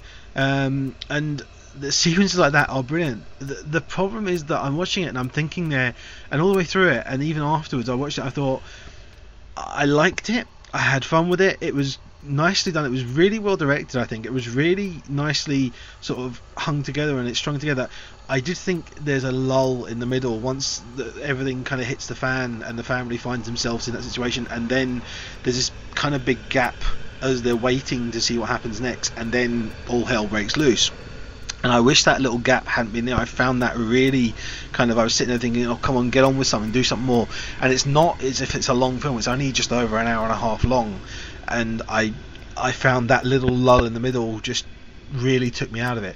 But the one thing that it made me think of afterwards, thinking of going back to stuff that I really liked, which had a good mix of horror and comedy, is it made me think of Tremors. It doesn't reach the heights of that. It doesn't have the humour of that, and I wasn't able to get behind the characters as much as I was in something like that. And even in things like Gremlins, I cared more about the characters in that than I did in this film. So I think it has some weak points in the character design, the characters, the way they're written, but I do think that the story itself, the film itself, is well written. I think there's some great really creepy scenes of these creatures running around outside. You get just quick glimpses of them, which is the best way to go about it. And these weird creature designs that are seriously, somebody has been like opening up Guillermo del Toro's brains and plucking out thoughts and visuals of the way these things look, and there's like this really creepy, weird looking owl thing that's just an absolute nightmare right out of del Toro's mind. And I liked it. I really found myself wanting more. Yeah, I loved it. I loved it. It's just Michael Dougherty's brain. If you dive deep into his mind, you will see weirdness, and that's what Krampus is. I needed that lull in the middle, to be honest, for what was present in the last third of the film itself. I think it works for the film rather than hinders the film, in my opinion. And it's just, the creature design is just superbly twisted and outstanding. It's all practical effects, as well. So it's just if you can get the Blu-ray and DVD, there's a documentary, like a 25-minute documentary, which shows you the creation of these monsters. But yeah, they are brilliantly creepy and weird. See, the thing is, saying that, it actually takes away from the film for me more, because I would more see that thing, a 25-minute documentary about the making of these creatures, which are wonderful designs. I think I would enjoy that more than I enjoyed the film, which is a shame. Bull Rush and all that stuff, but yeah, the film itself is just brilliant. I loved the movie. It instantly made my top 10 films of last year. It's just because I sort of like, with me being a horror person, I fully understand all facets of horror, and it's not just because the fact that I'm tied down to one specific section of horror movies.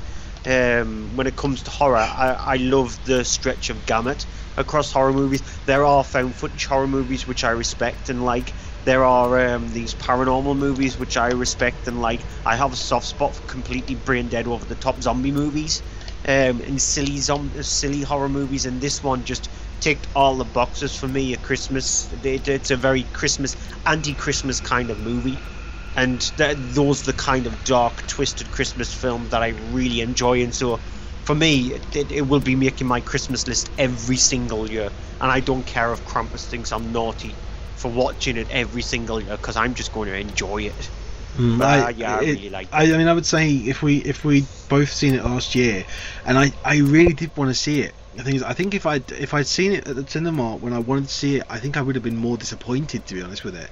And I don't think it would have been in my top 10 of the list. I would have argued against it, I think. And then I would have punched you in the face. They sort of like reached into the computer and strangled you, saying yes, it's definitely going in there. But yeah, I really, really, really, really liked Krampus. On to Joy then, directed by David O. Russell. It stars Jennifer Lawrence and Bradley Cooper, two people who David O. Russell has worked with in the past before. I think he's very safe with those two actors. There's just, if you hear a lot of critics and read a lot of reviews when they do start together, they just turn around and say Bradley Cooper and Jennifer Lawrence might as well just marry each other, because I think that's what David O. Russell wants. Well, they've worked in 3 films together in the last couple of years. Yeah, and so they were in Aloha as well, which have we actually had that film released? Serena. No, Aloha. Aloha. No, Aloha. Which one? Aloha. Aloha. The Hawaiian kind of film. It rings a bell, but I don't think it has. I think the DVD. I think the DVD's coming out soon. Actually, I'm gonna have a look at that. Go on. I'll look at that. But yeah, this one it's set in 1995, and it centers around the character of Joy, played by Jennifer Lawrence, and she's not had very much luck, especially in a family life and also a love life. She's got 2 children. She's divorced. She lives with her mother. Her mother's obsessed with watching these like daytime dramas from like the 1970s and 80s, which have got preposterous storylines, and it pretty much mirrors the kind of feeling of what this film was like. Joy comes up with this interesting idea about this mop that you can wring it out without pretty much getting your hands all messy and or making a mess all over the place. But the problem is she doesn't have the assets to be able to do that. When eventually she manages to cobble together enough money to do it, things go bad for her, things go wrong, and it's sort of like indicative of the way the film is about. She's then introduced to Bradley Cooper's character, who's sort of like an executive at a start-up shopping channel, which we now know as QVC, and sort of like he could help her out. Here's a clip. I'm in a meeting with our lawyers. What do you think you're doing? Go home, Joy, and watch the numbers roll in on television. Make 50,000 mops, borrowing and owing every dollar, including your home. It could have been handled better. I'll let Todd have another shot. I don't want Todd or anyone else to try it. It should be me. We don't have regular people. We have celebrities or spokesmodels do the selling. I told you this. Who showed you the mop? Who sold it to you? Who taught you how to use it? And who convinced you that it was great after you thought it was worthless?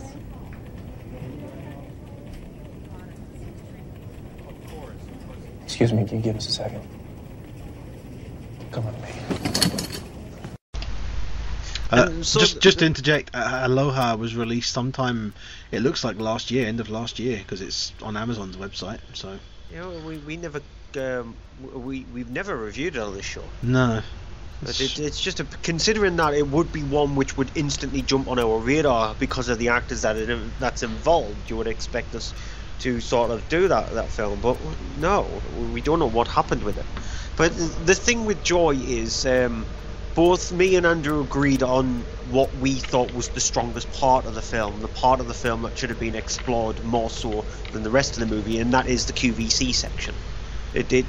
That's more well handled because it's very straightforward. It's very interesting to see the floor and how that kind of thing goes on. It would have made a much more interesting movie than what Joy turned out to be.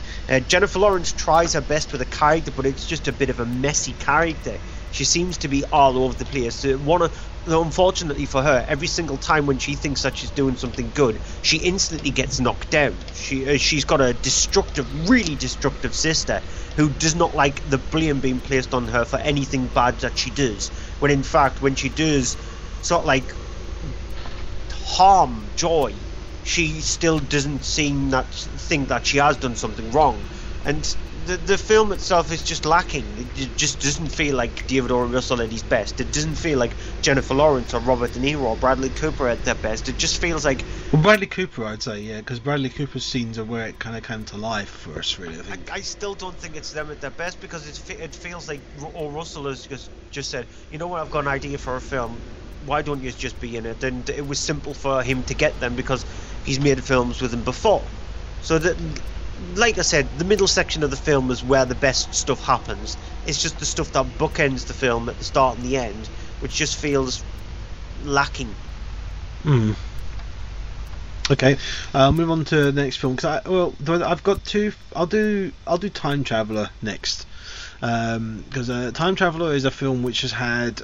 You said films earlier that we had a problematic release. Time Traveller has had a really problematic release because it was a film that started out as something called Singularity, and it started out sometime in 2013. So it's had like 3 years getting made and everything sorted out and being released. During that time, it's then been released as it was changed the title to The Lovers, and then it was changed to now Time Travellers. And it's a story about the main character played by Josh Hartnett, who, now, go with me on this. It's a film that starts out in the near future. People that are working on like a deep sea dive thing where they're examining a found shipwreck. They're looking at this thing which contains some kind of a purse, and in this purse there is some kind of a magical or sort of a mysterious ring set. An accident happens, and Josh Hartnett's character ends up in a coma, where he then wakes up, although not aware. He just basically starts dreaming and remembers himself as a soldier, a British soldier in India in the 1700s, and end up basically getting involved in a story where he ends up escorting a Indian princess to somewhere to protect her from people that are trying to kill her and all the other soldiers. And it's a really weird setup as that sounds. That kind of is the film. The rest of the film is the whole thing of it being the mission that he's on, and the thing is, it's a film, we don't have a clip for it, but it's a film that basically has this big epicness to it, because there are sequences where there's a big sort of army coming after them, and there's a scene where it's set up, and then there's almost like a moment where you think, oh, there's going to be a big action set piece, and nothing happens.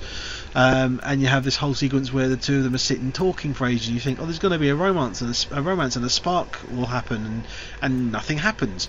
And then you have this whole thing where it goes back to the future sequence, and his wife there, who is trying to figure out what's happened, and to, a way to help him and to bring him out of the coma and such, and she goes all the way back to the wreckage and finds something and comes back and brings it to him, and nothing happens. And are you seeing a sort of pattern here? I'm guessing nothing happens in most of the film. Yeah, it's a film that really is just it's a disappointment, because there's all the elements are there to be a potential good film. It's got lots of elements there. It's got Josh Hartnett, who's he's not phoning it in. Josh Hartnett is actually a pretty good actor when he's given good material, and he's not bad in this. But it's just the film is an absolute mess. The character's not interesting. The dialogue is just it's not there. You have this whole thing of the him playing a British soldier. I mean, he does a better job of his accent than Chris Hemsworth does in Huntsman. But other than that, it's just the question of why is he in this film? Why had Josh Hartnett playing a British soldier?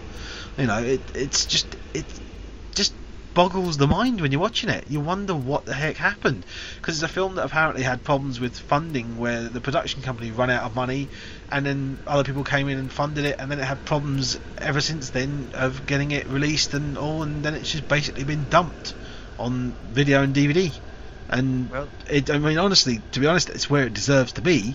If it was released in cinemas, it'd probably be taking less money than the Sweeney Parish. Yeah, well, you were saying you're wondering what actually happened to the film. Evidently, nothing. Nothing happened. Yeah, nothing happened. Nothing happened. It's my phrase. It should have been called. It should have been called Time Travel. It should have been called Nothing Happened. Yep. Okay, then on to Sisters. Then directed by Jason Moore. It stars Amy Poehler and Tina Fey, who play sisters Moira and Kate. One is very astute and she knows what she's doing with her life. Yet the other one, Kate, who's got a daughter who's very she doesn't want to be anywhere near her mother. She's sort of like this throwaway character who still seems to be in party mode from when she was a teenager. Both sisters discover that their parents are giving away their home, the home where they grew up in. The mother played by Diana West, and so they decide to go back to their parents' house to pack away all their gear, their stuff inside of their bedrooms, which they collected as children.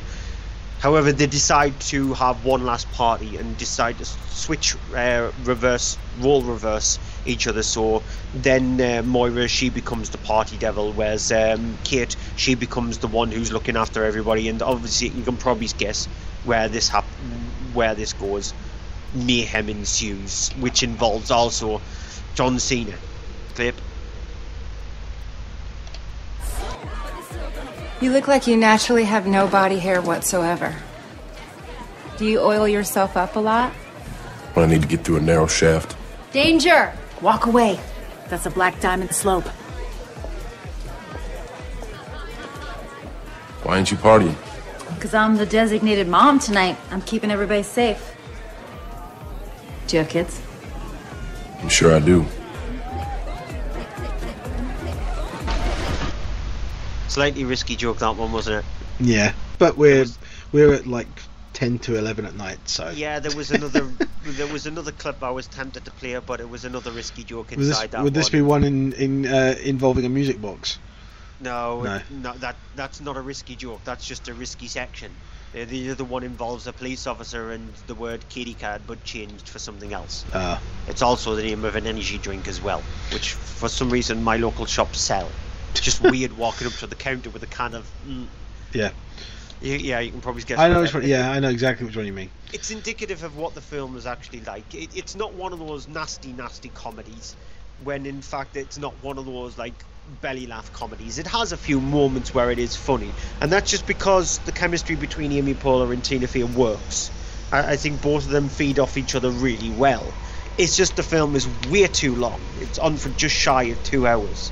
Way too long. And the party scene, where in other films it would have probably lasted about half an hour, this goes on and on and on and on. Maya Rudolph crops up, and she's somebody who was shunned as a kid, and now she's shunned now, but she wants to get one up on them. And there's drug taking that happens in it. There's something that involves a music box as well that should never be in an area where a music box should be, considering that it's one of those ones which has got a ballerina as well.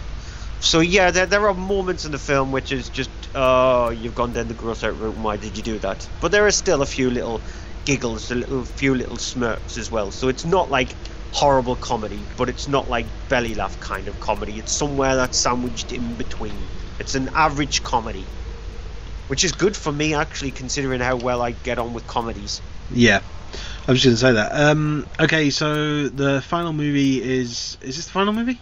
Yes. Yeah, is Exposed, which is it's a weird thriller. Basically, it's a film which has and it's well, according to the film, it's directed by Declan Dale. It's actually a pseudonym for the writer who also directed it, G. Malik Linton. And it is a film which centers around it kind of centers around two characters in a way.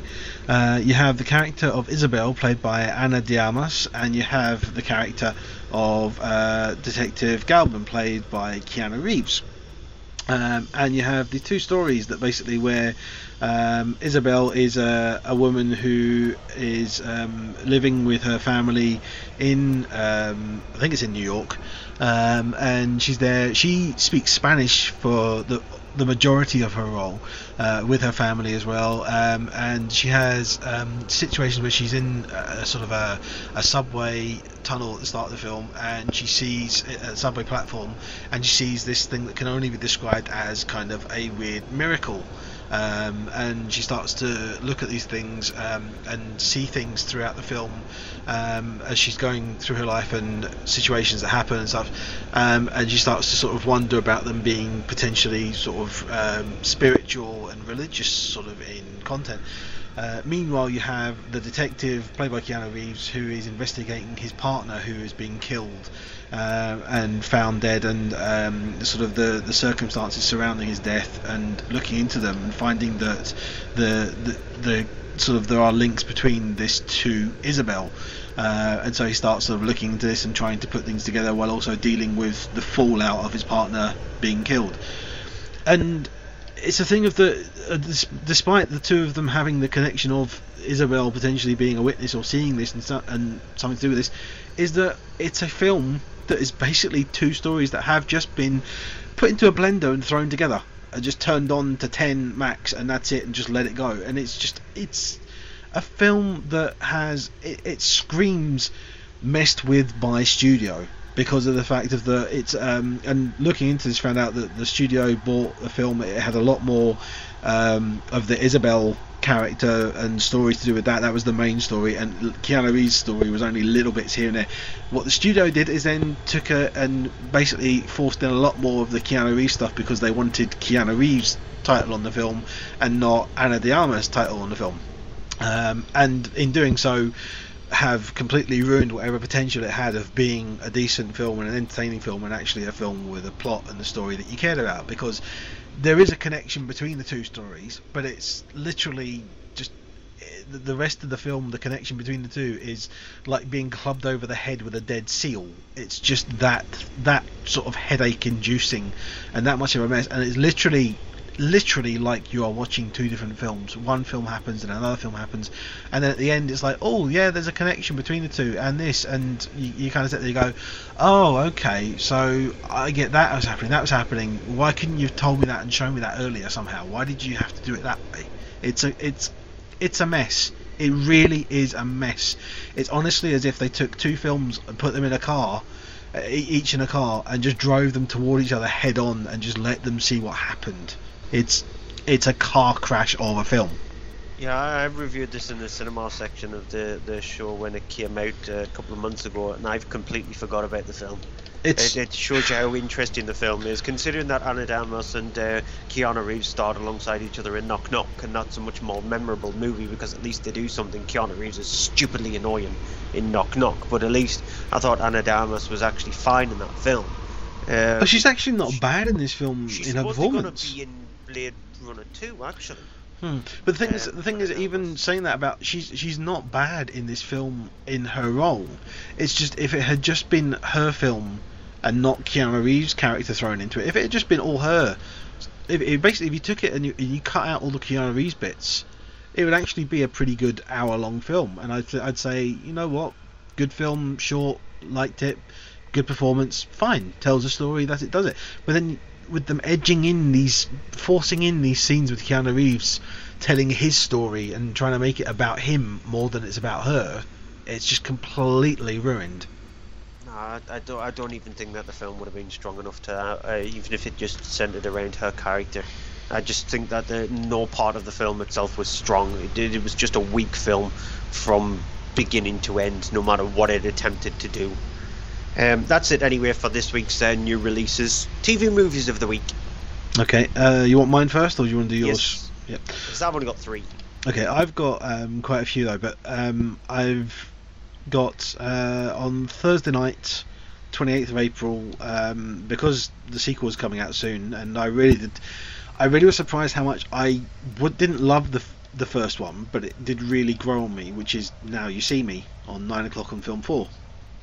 And it was just a good one of these good caper films that I didn't see coming, and when I did see it, then I was like, oh, this is kind of growing on me and getting good.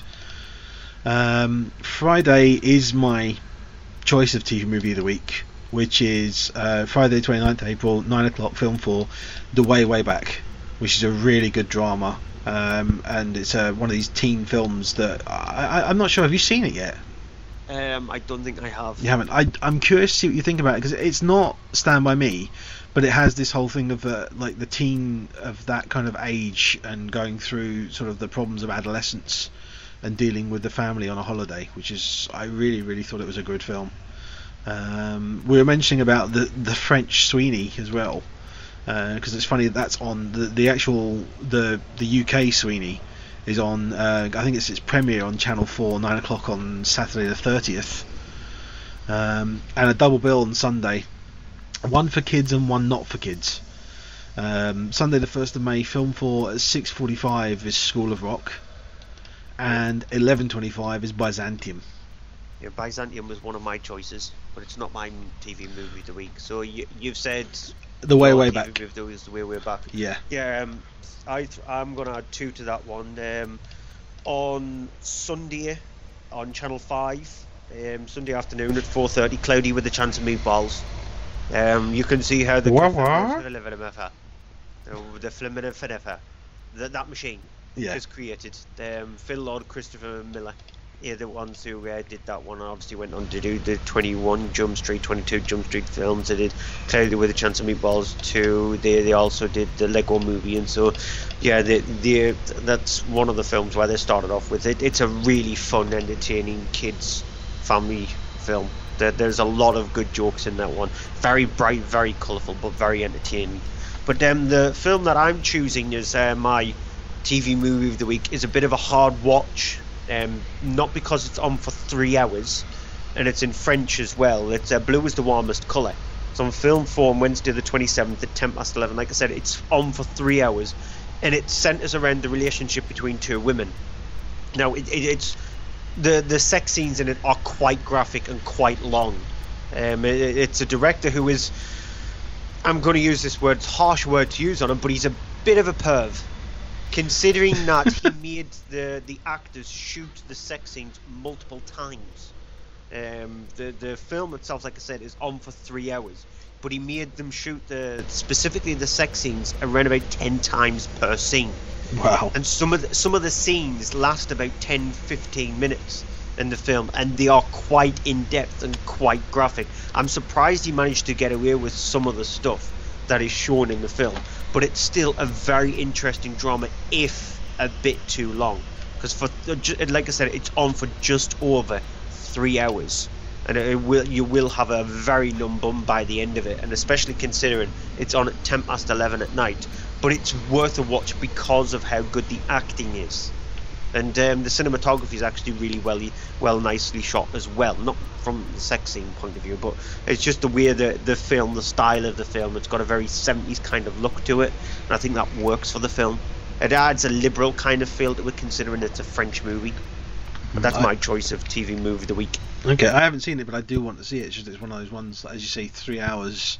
You need to find the time to sit and watch it, being obviously a foreign film as well, to watch the subtitles. Especially at 11:10 at night Yeah. and adverts. So you're looking at about 3.5 hours. So you're looking at from 11:10 to when Film 4 shuts down. About Pretty 2:30 much. in the morning, yeah. Yeah, 3 o'clock in the morning. That's it for this week's show. What's your overall movie of the week? It is Louder Than Bombs. And for me, go out and buy Krampus. Just definitely buy Krampus. I'm not going to choose any of the... It's not going to knock Star Wars off the top. The top of the DVD chart. No, never do that. But controversial here, but Krampus is a much better film than Star Wars. Oh, no. It is for It's me not. anyway. And that's it for this week's show. Make sure you check out the website to find out what's going to be on next week's show on mondaymovieshow.co.uk. You can also follow us on Facebook at facebook.com/mondaymovieshow, and on Twitter at Monday Movie Show. I'm on there at Cryptic Tadpole. Andrew's on there at AHDVD. You can also email us mondaymovieshow.co.uk. Make sure you check out Following the Nerd's website, followingthenerd.com, From Page to Screen, Stuart's Empire on Twitter at From Page to Screen. There's also the video game podcast that we do here at the Monday Movie Show called Following the Gamer. It's once a fortnight, and unfortunately, sad news is we are one man down now. Jerry has decided to quit the show. So that's unfortunate there. It's just because we decided to drop the tabletop stuff. He was involved with the tabletop stuff, and yeah, we decided to drop that because it was just dragging the show down. And so Jerry has left, and so on. I'm not going to announce who it is, but we have got a special stand-in guest for the next show, and there is a chance that this person might be sticking around. So it'll be nice if that person does, but you'll find out more on Twitter anyway. And so that's it for this week's show. What clip have you got for the end of the show? A clip from next week's films. Which one do you think it'll be? Captain America? Yeah. See, yeah, we'll play her out with a clip with Captain America, because I wasn't told what clip we had at the end of the show. But it's a nice surprise for that, isn't it? And Yeah. probably could have guessed that it was going with Captain America, considering that is going to be our main review on next week's show. We're also going to look at a few other films, including the sort of like the big screen debut of computer game characters Ratchet and Clank as well. And so until next week, goodbye. Bye-bye. Tony, if someone dies on your watch, you don't give up. Who said we're giving up? We are for not taking responsibility for our actions. This document just shifts the blame. I'm sorry, Steve, that is dangerously arrogant. This is the United Nations we're talking about. It's not the World Security Council. It's not SHIELD. It's not Hydra. No, but it's run by people with agendas, and agendas change. That's good. That's why I'm here. When I realized what my weapons were capable of in the wrong hands, I shut it down, stopped manufacturing. Tony, you chose to do that. If we sign this, we surrender our right to choose. What if this panel sends us somewhere we don't think we should go? What if there's somewhere we need to go and they don't let us? We may not be perfect, but the safest hands are still our own. If we don't do this now, it's going to be done to us later.